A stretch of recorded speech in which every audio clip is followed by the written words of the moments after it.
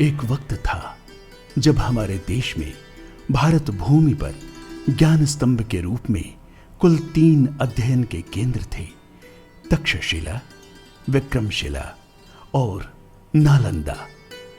ये वही विश्व प्रसिद्ध अध्ययन केंद्र थे जहां पूरी दुनिया से लोग ज्ञान प्राप्ति के लिए यहां आया करते थे। और इन्हीं तीनों विश्वविद्यालयों से विद्वानों ने ज्ञान प्राप्त कर भारत का न केवल मान बढ़ाया बल्कि पूरे विश्व में अपने ज्ञान का लोहा मनवाया था। इन्हीं तीनों में से एक अति प्राचीन जगत प्रसिद्ध विश्वविद्यालय है नालंदा विश्वविद्यालय। ये विश्वविद्यालय बिहार राज्य के नालंदा जिले में अवस्थित है। तो आइए हम आपको सैर करवाते हैं उसी नालंदा की। यही वो इमारत का अवशेष है जिसने एक समय भारतवर्ष को विश्व गुरु का ताज दिलवाने में अहम भूमिका निभाई थी। और ये वही खंडहर है जिसने नालंदा को पूरे विश्व में एक पहचान दिलाई थी। पटना से लगभग 88 किलोमीटर दूर दक्षिण पूर्व में स्थित यही वो उच्च शिक्षा का केंद्र है जो 5वीं शताब्दी से 12वीं शताब्दी तक सकरादित्य द्वारा स्थापित और जिसे गुप्त वंश और राजा हर्ष और फिर पाल राजाओं ने संपोषित और संवर्धित किया। 14 हेक्टेयर में फैले इस विश्वविद्यालय ने तिब्बत, चीन, ग्रीस और पर्सिया तक के विद्वानों और छात्रों को अपनी ओर आकर्षित किया था। पाल काल में इस विश्वविद्यालय ने काफी गरिमा पाई। सन 1193 में तुर्क शासक बख्तियार खिलजी द्वारा ध्वस्त किए जाने तक पूरे विश्व के छात्रों और विद्वानों तक में यह विश्वविद्यालय अपनी पैठ बना चुका था। खिलजी के आक्रमण ने इस बौद्ध ज्ञान केंद्र को तबाह कर दिया और यहीं से इस विश्वविद्यालय का पराभव और बौद्धों के पलायन की शुरुआत हुई।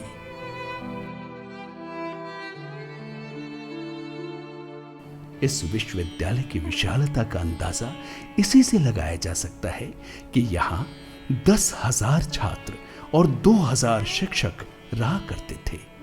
इस विश्वविद्यालय परिसर में 8 भव्य प्रांगण और कई मंदिर थे। इसके अलावा ध्यान लगाने के लिए कई ध्यान कक्ष और वर्ग बने हुए थे।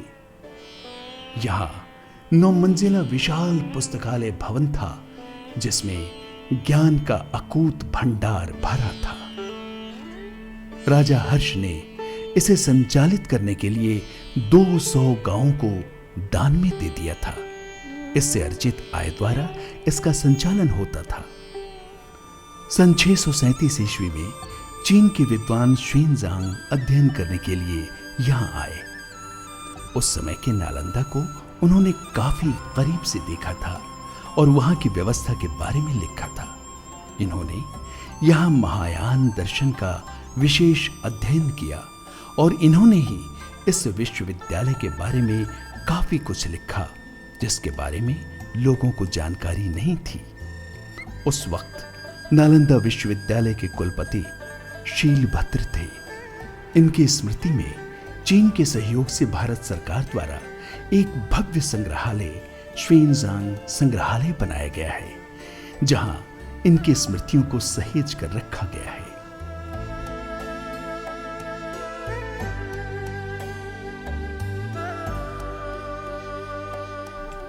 विशाल क्षेत्रफल में फैले नालंदा विश्वविद्यालय के इस ऐतिहासिक धरोहर की भव्यता का अंदाजा ईंट से बने मंदिर और कक्षों की बनावट से लगाया जा सकता है।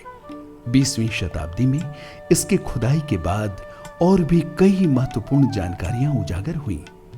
कई ऐसी महत्वपूर्ण मूर्तियां, पत्थर और कांस्य पर उत्कीर्ण कलाकृतियां भी मिली हैं जिन्हें आज भी यहां संग्रहालय में सुरक्षित रखी गई हैं।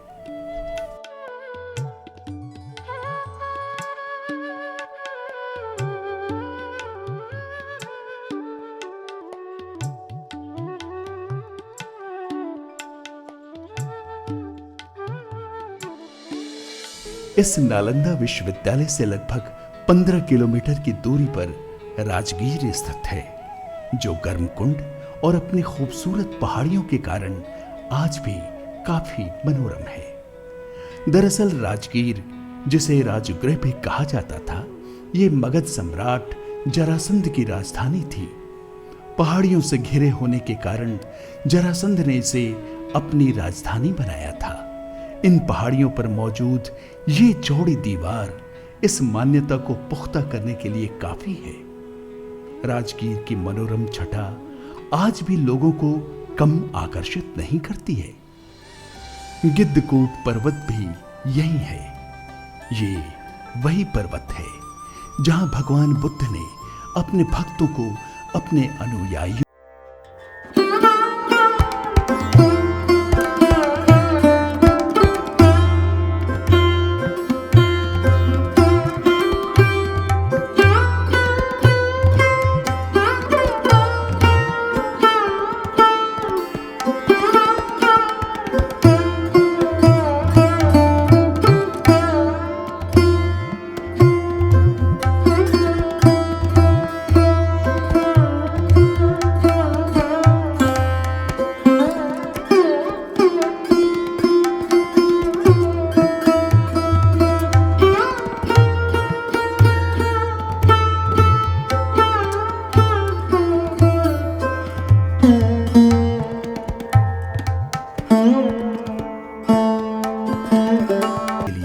सीढ़ियां तो हैं ही।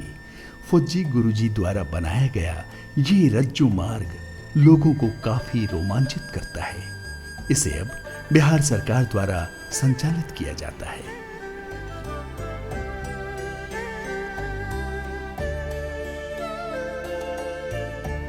यहाँ कई और ऐतिहासिक अवशेष हैं जो इस स्थान को और मगध सम्राट जरासंध के पराक्रम को दर्शाता है। यहाँ गर्म पानी के कई कुंड मौजूद हैं, जिसके जल में गंधक विद्यमान होने के कारण ये रोग प्रतिरोधक हैं और शायद यही वजह है कि पूरे देश से आने वाले सैलानी यहाँ स्नान करना नहीं भूलते। इतिहास गवाह है, मगध नरेश बिंबिसार को उनके ही पुत्र अजातशत्रु ने उन्हें कारागार में डाल दिया था। वो कारागार यहीं राजगीर में ही था। इस कारागार के भग्नावशेष आज भी उसकी क्रूरता को दर्शाने के लिए मौजूद हैं।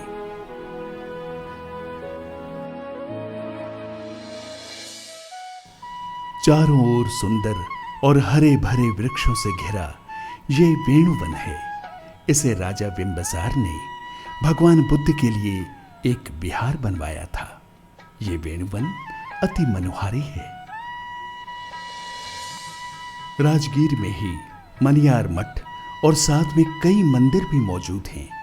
इसकी निर्माण कला बरबस लोगों का ध्यान अपनी ओर आकृष्ट कर लेती है।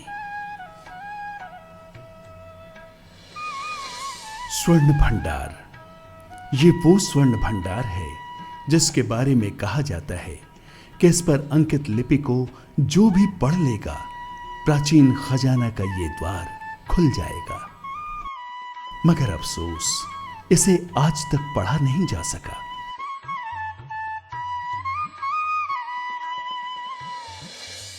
रथ के पहियों के निशान समेत कई ऐसे स्मृति स्थल यहां मौजूद हैं जो राजगीर को विशेष बना देते हैं। खूबसूरत पेड़ पौधों से आच्छादित ये स्थल विरायतन जैन मुनि अमर मुनि महाराज का आश्रम था, जो कम दर्शनीय नहीं है। सिखों के प्रथम गुरु गुरु नानक देव जी का भी ये प्रिय स्थल रहा था, जहां वे स्वयं ठहरा करते थे। अब उस स्थल पर मौजूद है ये भव्य गुरुद्वारा, जो सिखों के लिए पावन स्थल है। वाहे गुरु कर बंदिया। जीवक उद्यान भी यहाँ आने वाले पर्यटकों को कम आकर्षित नहीं करता है। ये जीवक मगध सम्राट बिंबिसार के वैद्य थे, जिन्होंने भगवान बुद्ध की चिकित्सा कूट पर्वत की तलहटी में अवस्थित इस झील को घोड़ा कटोरा के नाम से जाना जाता है। इसे राज्य सरकार द्वारा इको झील घोषित करने के पश्चात अब आम पर्यटकों के लिए इसे खोल दिया गया है। ये झील राजगीर की सुंदरता में 4 चांद लगा देती है।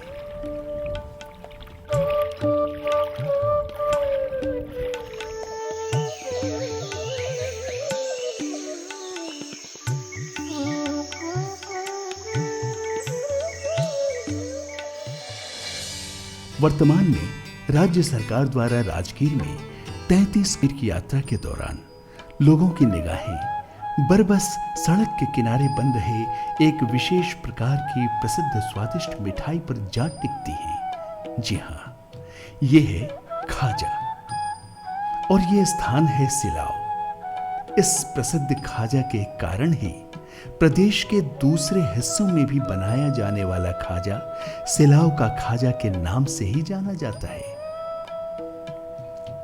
एक ओर जहां नालंदा सदियों तक बौद्धों के लिए ज्ञान का केंद्र रहा, वहीं जैन धर्मावलंबियों के लिए भी महान आस्था का केंद्र रहा है ये नालंदा जिला। पावापुरी और कुंडलपुर ये 2 स्थान हैं जो जैन धर्मावलंबियों के लिए परम पवित्र स्थल हैं। 24वें तीर्थंकर भगवान महावीर ने इसी पावापुरी में निर्वाण प्राप्त किया था। यहां आज भी कार्तिक अमावस्या को महावीर के निर्वाण दिवस पर जैनियों का जमावड़ा लगता है।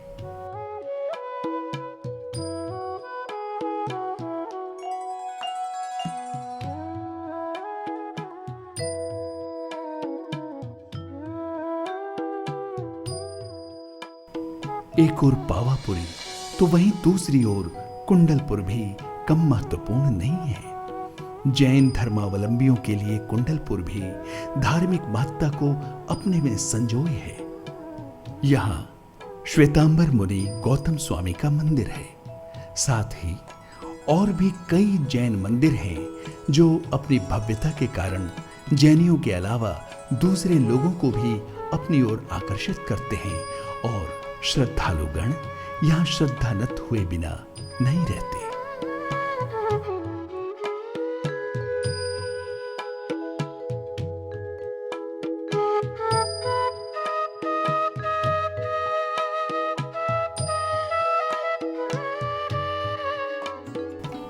इस तरह अगर देखें तो नालंदा, जो अतीत में सदियों तक ज्ञान और आध्यात्मिक प्रकाश फैलाता रहा, पूरे विश्व में प्रकाश बिखेरता रहा, वर्तमान में भी उसी परिपाटी को, उसी परंपरा को आगे बढ़ाने और प्राचीन गरिमा को वापस लाने के लिए प्रदेश के मुख्यमंत्री श्री नीतीश कुमार के सार्थक प्रयास से नालंदा अंतर्राष्ट्रीय विश्वविद्यालय फिर से साकार रूप ले रहा है।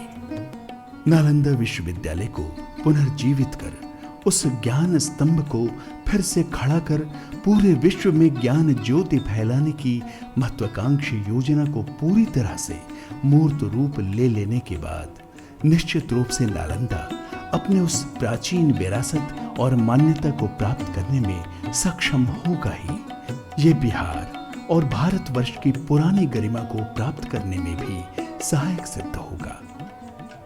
ये पावन धरती जहां बौद्ध धर्म पला बढ़ा और महावीर ने प्राप्त किया निर्वाण, ऐसे पावन और पवित्र स्थल को मेरे हैं अनेकों अनेक प्रणाम।